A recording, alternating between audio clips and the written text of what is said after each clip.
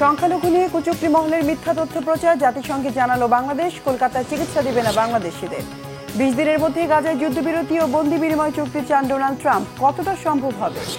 Donald ট্রাম্পের বাড়িতে কানাডার প্রধানমন্ত্রী, ট্যাক্স বাড়ানোর হুমকিতে কি ভয়ে ট্রুডো সরকার? আসসালামু আলাইকুম, দেখছিলেন Bangla vision world news headline.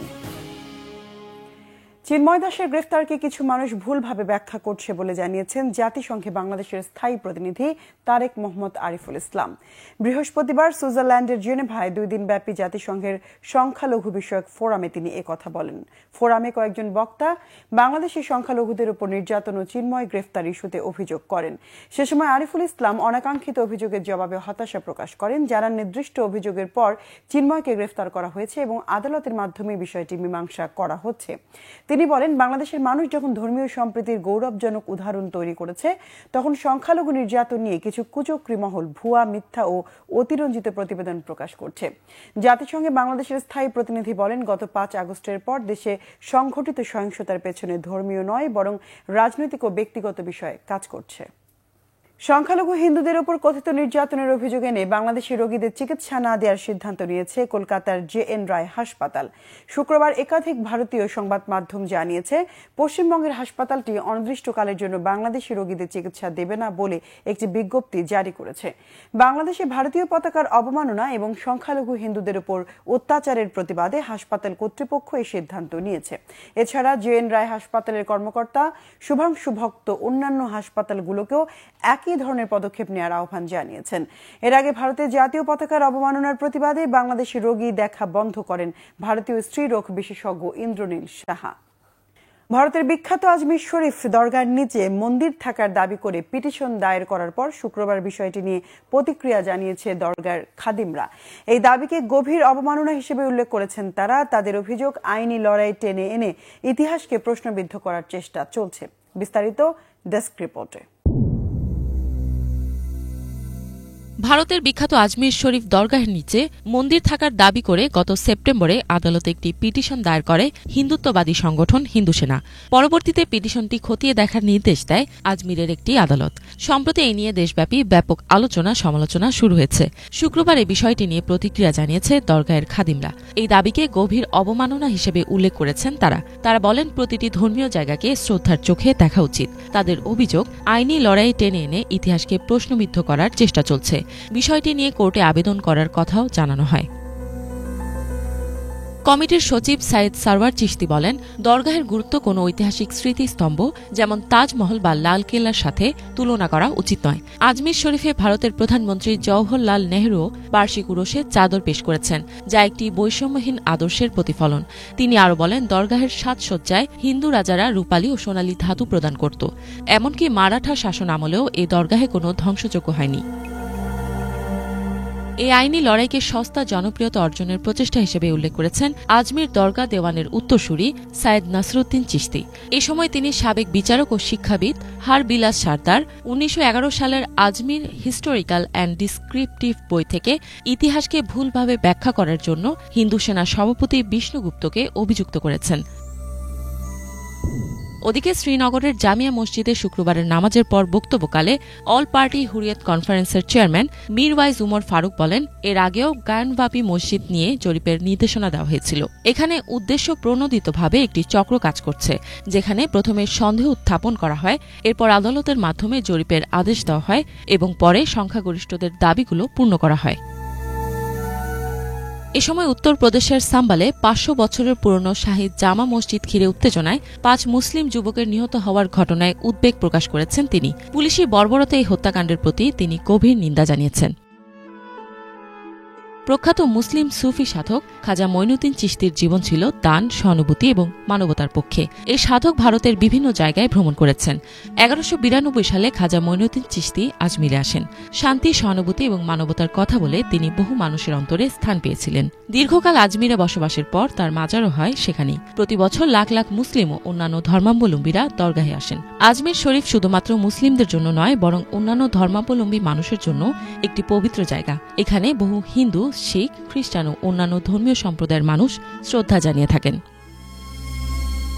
তৎকালীন দিল্লির সুলতান ও মুঘল শাসকেরাও খাজা মঈনুদ্দিন চিশতির মাজারে শ্রদ্ধা জানিয়েছেন। তবে বর্তমানে ভারত সরকারের হিন্দুত্ববাদী নীতির কারণে সমাজে সাম্প্রদায়িক উত্তেজনা ও হিংসার পরিবেশ তৈরি হচ্ছে।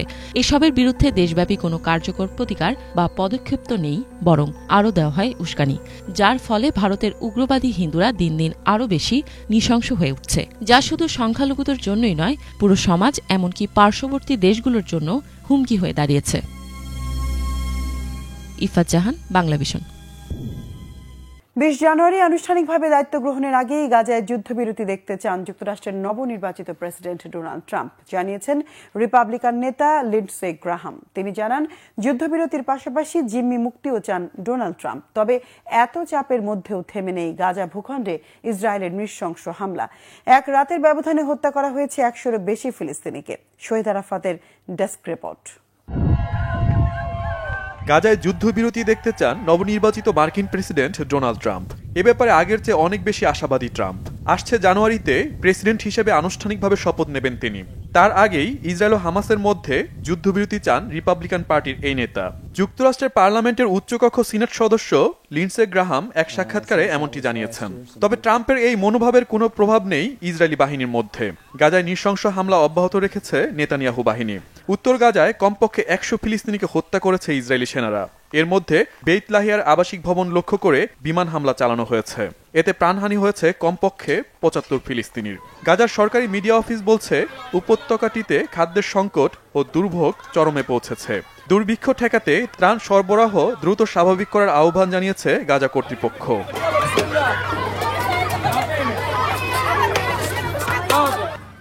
ইসরায়েলের সঙ্গে হওয়া যুদ্ধবিরতি চুক্তি বাস্তবায়নে লেবাননের সেনাবাহিনীর সঙ্গে কাজ করতে চায় হিজবুল্লাহ। শুক্রবার লেবাননের টেলিভিশনে সম্প্রচারিত এক ভাষণে একথা বলেন সংগঠনটির মহাসচিব নাইম কাশেম। বলেন, সেনাবাহিনী ও হিজবুল্লাহ গোষ্ঠীর মধ্যে কোনো বিষয়ে মতের অমিল নেই। তাই যুদ্ধবিরতির শর্ত মেনে লেবাননের দক্ষিণাঞ্চলে ৬০ দিনের মধ্যে সেনা মোতায়েন হবে। এই সময়ে ইসরায়েল সেখান থেকে নিজেদের সেনা প্রত্যাহার করবে এবং হিজবুল্লাহ নিজেদের যোদ্ধা সরিয়ে নেবে বলেও জানান নাইম কাশেম। ইসরায়েল ও লেবাননের মধ্যে যুদ্ধবিরতি চুক্তি শান্তির বার্তা দিচ্ছে। এখানে হিজবুল্লাহ যোদ্ধাদের ব্যাপক অবদান রয়েছে। আল্লাহকে ধন্যবাদ, হিজবুল্লাহ যোদ্ধা ও লেবানন সেনাবাহিনীর মধ্যে মতের অমিল নেই। লেবানন সেনাবাহিনীর কাজ, নেতৃত্ব প্রশংসার দাবিদার। যুদ্ধবিরতি চুক্তি বাস্তবায়নে লেবানন সেনাবাহিনীর সঙ্গে কাজ করতে হিজবুল্লাহর কোনো অসুবিধা হবে না। শহীদ আরাফাত, বাংলাভিশন নিউজ ডেস্ক। যুক্তরাষ্ট্রের ফ্লোরিডায় মারে লাগো রিসর্টে গিয়ে নবনির্বাচিত মার্কিন প্রেসিডেন্ট ডোনাল্ড ট্রাম্পের সঙ্গে দেখা করেছেন কানাডার প্রধানমন্ত্রী জাস্টিন ট্রুডো। তার এই ঝটিকা সফরের উদ্দেশ্য নিয়ে চলছে নানা রকম আলোচনা। কিছুদিন আগে আমেরিকায় আমদানি করা কানাডা সহ কয়েকটি দেশের পণ্যের উপর শুল্ক আরোপের হুমকি দিয়েছিলেন ট্রাম্প। এর জেরেই ফ্লোরিডায় গেলেন ট্রুডো। এই সাক্ষাতের বিষয়ে দুই পক্ষ থেকে পাওয়া যায়নি আনুষ্ঠানিক কোনো বিবৃতি। তবে বিশ্লেষকদের ধারণা, ট্যাক্স বসানোর কার্যক্রম ঠেকাতে ট্রাম্পের সাথে দর কষাকষি করতে গিয়েছিলেন কানাডার প্রেসিডেন্ট ট্রুডো। হাফিজুল ইসলামের ডেস্ক রিপোর্টে বিস্তারিত। আগে হুমকি, পরে আলোচনা, এরকম আগ্রাসী বাণিজ্য কৌশল গ্রহণ করেছেন যুক্তরাষ্ট্রের নবনির্বাচিত প্রেসিডেন্ট ডোনাল্ড ট্রাম্প। সম্প্রতি তিনি ঘোষণা দিয়েছেন, ক্ষমতায় এসেই মেক্সিকো ও কানাডা থেকে আমেরিকায় আসা সব ধরনের পণ্যের উপর আরোপ করবেন 25% শুল্ক। আন্তর্জাতিক বাণিজ্যে দর কষাকষির এমন আশঙ্কা দেখা দিতেই এটি নিয়ে চলছে নানা রকম জল্পনা কল্পনা। এর মাঝেই জানা গেল, ট্রাম্পের সাথে দেখা করতে ফ্লোরিডায় গেছেন কানাডার প্রধানমন্ত্রী জাস্টিন ট্রুডো। ট্যাক্স চাপানো বন্ধ করতেই কি হঠাৎ তিনি গেলেন ট্রাম্পের বাড়িতে? কানাডা প্রধানমন্ত্রীর সরকারি সফর সূচিতে ট্রাম্পের সাথে দেখা করার বিষয়টি আগে থেকে নির্ধারিত ছিল না বলে জানিয়েছে সংশ্লিষ্ট সূত্রগুলো। বিভিন্ন মাধ্যমের বরাত দিয়ে বার্তা সংস্থা রয়টার্স জানায়, 29 নভেম্বর ফ্লোরিডার ওয়েস্ট পাম বিচের একটি হোটেল থেকে বেরিয়ে ট্রাম্পের বাসভবন মার এ লাগো এস্টেটের দিকে যেতে দেখা গেছে জাস্টিন ট্রুডোকে। একই রকম খবর দিয়েছে বিবিসি সহ প্রভাবশালী কিছু গণমাধ্যম। তবে কানাডা প্রধানমন্ত্রীর এই সফর নিয়ে কোনো পক্ষই আনুষ্ঠানিক কোনো বিবৃতি দেয়নি। যুক্তরাষ্ট্রের অন্যতম বৃহত্তম বাণিজ্য অংশীদার রাষ্ট্র কানাডা। দেশটির মোট রপ্তানির প্রায় 75% যায় আমেরিকায়। ক্রমবর্ধমান মন্দা ও জীবনযাত্রার বাড়তি ব্যয়ের কারণে গত কয়েক বছর ধরে বিপদে আছে কানাডা। এর জেরে আরও কমছে জাস্টিন ট্রুডোর জনপ্রিয়তা। কানাডিয়ান পণ্যের উপর 25% শুল্ক আরোপ করা হলে নতুন চ্যালেঞ্জের মুখে পড়বে দেশটির অর্থনীতি। চলমান পরিস্থিতিতে শুল্ক এড়ানোর চেষ্টা হিসাবেই ডোনাল্ড ট্রাম্পের সাথে সাক্ষাৎ করলেন ট্রুডো, এমনটাই মনে করছেন বিশ্লেষকরা। তবে এই পদক্ষেপ কতটা সফল হবে সেটা এখনও অনিশ্চিত। কর ও শুল্ক আরোপের উপর অনেকাংশে নির্ভর করবে নতুন মার্কিন প্রেসিডেন্ট ডোনাল্ড ট্রাম্পের অর্থনৈতিক কার্যক্রম। নির্বাচনী প্রচারণার সময় শত্রু মিত্র উভয়ের বিরুদ্ধেই এই ধরনের ব্যবস্থা নেয়ার অঙ্গীকার করেছেন তিনি। ট্রাম্পের প্রথম মেয়াদেও তিনি চীন, মেক্সিকো, কানাডা ও ইউরোপের দেশগুলোর বিরুদ্ধে অবলম্বন করেছিলেন আগ্রাসী বাণিজ্য কৌশল। আন্তর্জাতিক নানা সংকটের কারণে চাপের মুখে আছে কানাডা, মেক্সিকো সহ যুক্তরাষ্ট্রের প্রতিবেশী অনেক দেশ। শুল্ক আরোপ করা হলে এই চাপ আরও বাড়বে। বাড়তি শুল্ক আরোপে মার্কিন বাজারে মূল্যস্ফীতি বেড়ে যেতে পারে, এমন হুঁশিয়ারি দিয়েছেন অনেক অর্থনীতিবিদ। তবে দর কষাকষির টেবিলে ট্যাক্স ও ট্যারিফ গুরুত্বপূর্ণ উপকরণ হবে বলে মনে করেন ট্রাম্পের মিত্ররা। তাদের ধারণা, এর মাধ্যমে ব্যবসায়িক ক্ষেত্রে বাড়তি সুবিধা আদায় করতে পারবে ওয়াশিংটন। এছাড়াও বিদেশি পণ্যে দাম বাড়লে স্থানীয় পণ্যের দিকে ঝুঁকবে মার্কিনিরা, এমন আশাবাদও ব্যক্ত করছেন ট্রাম্প শিবিরের অনেকে। হাফিজুল ইসলাম, বাংলা ভিশন। বিশ্বজুড়ে প্রযুক্তির ব্যাপক উন্নতি সত্ত্বেও নানা কারণে থামানো যায় না রেল দুর্ঘটনা। কখনো দুটি ট্রেনের মুখোমুখি সংঘর্ষ, আবার কখনো রেল ক্রসিংয়ে যানবাহন আটকে গিয়ে ঘটে মারাত্মক সব অ্যাক্সিডেন্ট। হতাহতের পরিমাণ যেমনই হোক, এসব ঘটনা তৈরি করে আতঙ্ক। এছাড়াও বিভিন্ন সময়ে ভয়ঙ্কর সব ট্রেন অ্যাক্সিডেন্ট মানুষের মনে দাগ কেটে থাকে। তবে যাত্রী টানতে আমেরিকাতে ঘটানো হয়েছিল ইচ্ছাকৃত দুর্ঘটনাও। সম্প্রতি সোশ্যাল মিডিয়া ও বিভিন্ন অনলাইন প্ল্যাটফর্মে সামনে আসছে পোল্যান্ডের একটি রেল ক্রসিং এর সংঘর্ষের চিত্র। ট্রেন দুর্ঘটনা নিয়ে হাফিজুল ইসলামের ডেস্ক রিপোর্ট।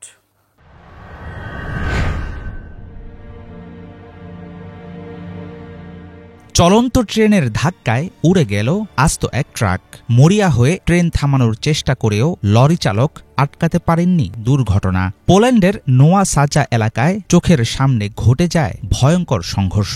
ভিডিওতে দেখা যায় সময়ের আগেই ব্যারিয়ার নেমে যাওয়ায় লাইনের মাঝে আটকা পড়ে গাড়ি। উল্টো দিক থেকে আসা দ্রুতগামী ট্রেনের আঘাতে ছিন্ন ভিন্ন হয়ে যায় লরি। পুলিশ, রেল যোগাযোগ কর্তৃপক্ষের দেয়া তথ্য অনুসারে এই ঘটনায় 7 জন আহত হলেও প্রাণে বেঁচেছেন সবাই। রেল ক্রসিংয়ে গাড়ি আটকে দুর্ঘটনার খবর মাঝে মধ্যেই সামনে আসে। ইউরোপের দেশ পোল্যান্ডে এরকম সংঘর্ষের চিত্রটি ধরা পড়ল ক্যামেরায়। ট্রেন চলাচলের সময় ক্রসিংয়ে যাতে কোনো যানবাহন ঢুকতে না পারে সে কারণে নিরাপত্তার জন্য ব্যারিয়ার দেয়া হয়। সেই ব্যারিয়ার ঠিকমতো কাজ না করলে কত বড় ডিজাস্টার ঘটতে পারে এই দুর্ঘটনা সেটারই একটি উদাহরণ। ট্রেনের গতি ও চলার ধরনের কারণে সহজে থামানো যায় না বলে এরকম সংঘর্ষের ফল হতে পারে বেশ ভয়াবহ। রেল ক্রসিংয়ে গাড়ি আটকে অ্যাক্সিডেন্ট হওয়া ছাড়াও ট্রেনের মুখোমুখি সংঘর্ষ বেশ আলোচিত দুর্ঘটনার ধরন। 2023 সালের জুনে ভারতের উড়িষ্যা রাজ্যের বালাসোরে যাত্রীবাহী দুটি ট্রেন মুখোমুখি সংঘর্ষ হয়। 20 বছরের মধ্যে বিশ্বের সবচেয়ে ভয়াবহ ট্রেন দুর্ঘটনায় মারা যায় প্রায় 300 মানুষ। এছাড়াও গ্রিস, মিশর, ইন্দোনেশিয়া, যুক্তরাষ্ট্র সহ বিভিন্ন দেশে চলতি বছরেই ট্রেন দুর্ঘটনায় উল্লেখযোগ্য মাত্রায় ক্ষতি রেকর্ড করা হয়েছে। শ্রীলঙ্কার queen of the C rail accident এখন পর্যন্ত পৃথিবীর ইতিহাসে ঘটা সবচেয়ে বড় রেল দুর্ঘটনা। 2004 সালের ডিসেম্বরে শ্রীলঙ্কার রাজধানী কলম্বো থেকে 1800-র বেশি যাত্রী নিয়ে যাত্রা শুরু করেছিল Queen of the Sea Express. সুনামির কারণে ভারত মহাসাগর থেকে ছুটে আসা ঢেউয়ের কবলে পড়ে গোটা ট্রেন। দুমড়ে মুচড়ে যায় বগি, ইঞ্জিন। 1800 জনকে নিয়ে যাত্রা শুরু করলেও শেষ পর্যন্ত বেঁচে ফেরেন মাত্র 150 জন। ট্রেন দুর্ঘটনা এড়ানোর জন্য বিশ্বজুড়ে নেওয়া হচ্ছে নানা রকম পদক্ষেপ। প্রযুক্তির সাহায্যে চলছে সংঘর্ষ ঠেকানোর বহু রকম চেষ্টা। অথচ শুনতে অদ্ভুত হলেও 1800 শতকের শেষ দিকে যুক্তরাষ্ট্রের টেক্সাসে ইচ্ছা করেই আয়োজন করা হয়েছিল দুটি ট্রেনের মুখোমুখি সংঘর্ষের ঘটনা। অর্থনৈতিক মন্দার সময়ে রেলে যাত্রী চাহিদা বাড়ানোর জন্য নেওয়া হয় এই পরিকল্পনা। কৌশলটি কাজেও এসেছিল।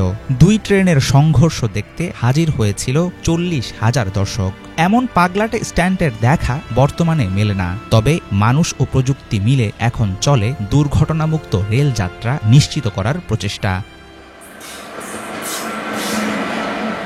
হাফিজুল ইসলাম, বাংলা ভিশন। দর্শক, ছিল আজকের মতো, সাথে থাকায় ধন্যবাদ।